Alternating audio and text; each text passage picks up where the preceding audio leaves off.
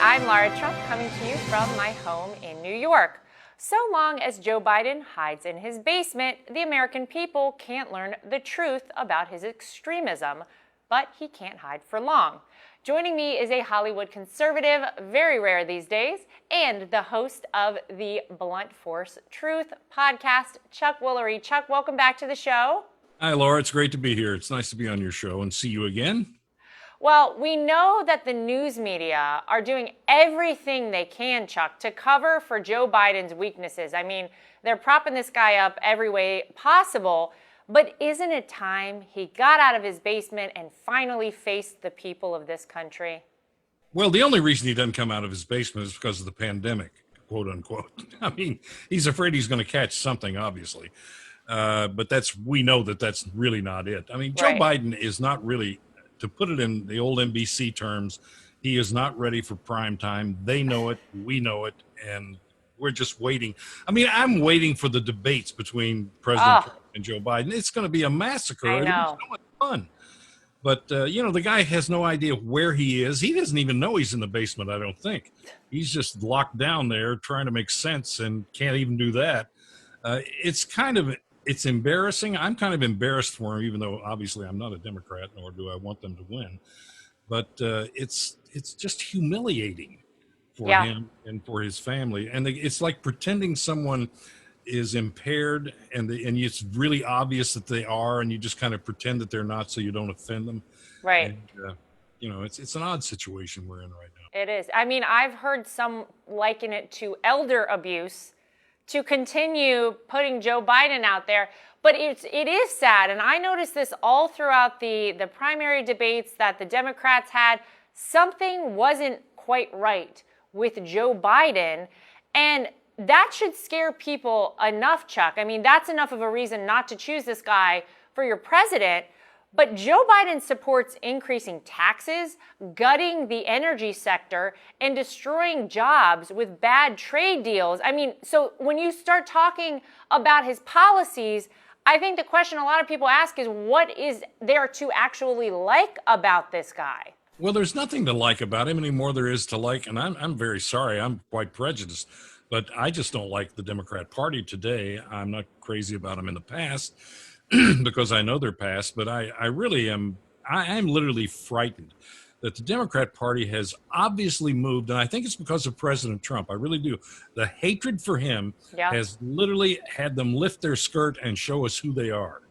And they are Marxist, socialists, and there's no question about it. The kids who are these millennials who are in all these giant gatherings they've been carefully taught over probably the last 10 or 15 years, and they have been indoctrinated into Marxism, and I'm not even sure a lot of them know what it is or what the perils of Marxism are. I don't think they know who Stalin is and his history. It's just really odd to watch this happen. I don't think the American people will stand for it, although the media has this giant megaphone that they're talking to everybody through and get their attention. I still don't believe. President Trump has really called them fake media and all this, and I think that's taken hold. I think it's gotten traction because most people today, unless I'm just talking to, my fellow compatriots, I think understand that the media has been misleading them, misinforming them for at least months, if not years.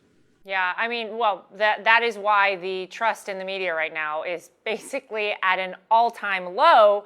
And by the way, I give President Trump the credit for that as well. If he had not become our president, I think about all of the things that we wouldn't have found out. People wouldn't have realized quite how bad it is out there with the mainstream media, quite how dishonest they are. And academia as well. Yes. And by the way, that is a very, very scary situation, what is happening in our schools all across this country. And to your point, what you just said, how our kids are being taught. I have 2 young kids. I think about, well, what are they going to learn?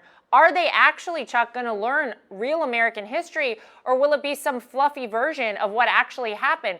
Everybody knows you need history so you don't repeat the same mistakes. And good, bad, or indifferent, our country wouldn't be the America we have today, the great country, then the greatest country in the world, by the way, without the mistakes we made in the past. So people trying to rewrite history and fluff it up and do this, it's really frightening to see what is happening. But I think you're right. I think a lot of people are seeing it for what it is.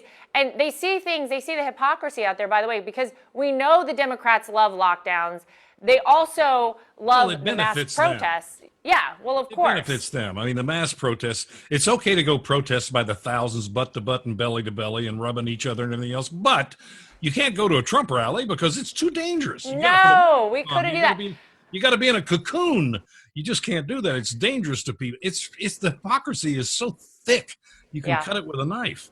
They're going to try everything they can to suppress the economic recovery. They're doing everything they can to stop us from having Trump rallies. But the reality is the enthusiasm for this president and what they know is really about to happen, I think, on November 3rd in this country. Well, you know I think it scares the Democrats to death. What I think they want is, I mean, Fauci came out and said, all right, there's not going to be an NFL season. If one of these players gets COVID-19, then everybody shuts down. How are you going to have a huddle if you're 6 feet apart? I mean, how are you going to play that game? So he's warning against that. He's warning against baseball. My next thing is stay at home. You can't go vote. You got to do it by mail. Yep.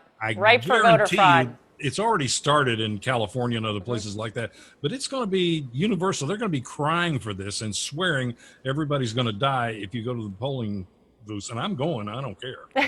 I have worn a mask one time since I've been here. I had to go to the hospital last week, and they made me put on a mask, and I went in and put it on and took it off the minute I walked out. I said, I'm not wearing these things. I'm sorry. Look at you. I love it. Well, a lot of people agree with that. I'm 79, so I'm definitely, in that demographic that's most vulnerable. I don't mean to be just thumbing my nose at this. I know it's serious, but I just don't believe. Well, but Chuck, my God, we've gotten bad information from the WHO, the WHO. They passed it on to the CDC. They passed it on to Fauci and Burke. And then your dad's not a doctor.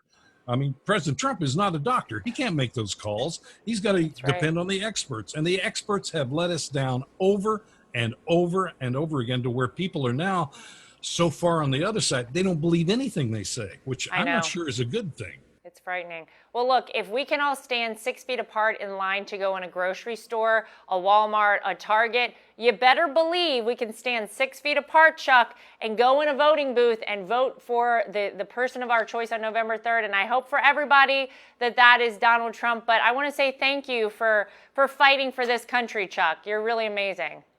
I love it. Thanks for having me on the show, Laura. I always enjoy talking to you. It's a lot of fun, and you're delightful. Thank you. Thank you. Well, thanks for being with us. We really appreciate it. The more people know about Biden extremism, the more they realize he's bad for America. Get out of the basement, Joe. Let's go. That's the real news for today. If you'd like to get involved with Team Trump, go to DonaldJTrump.com or download the official Trump 2020 app from the App Store or the Google Play Store. I'm Lara Trump, coming to you from my home in New York. Thanks for joining us, everybody.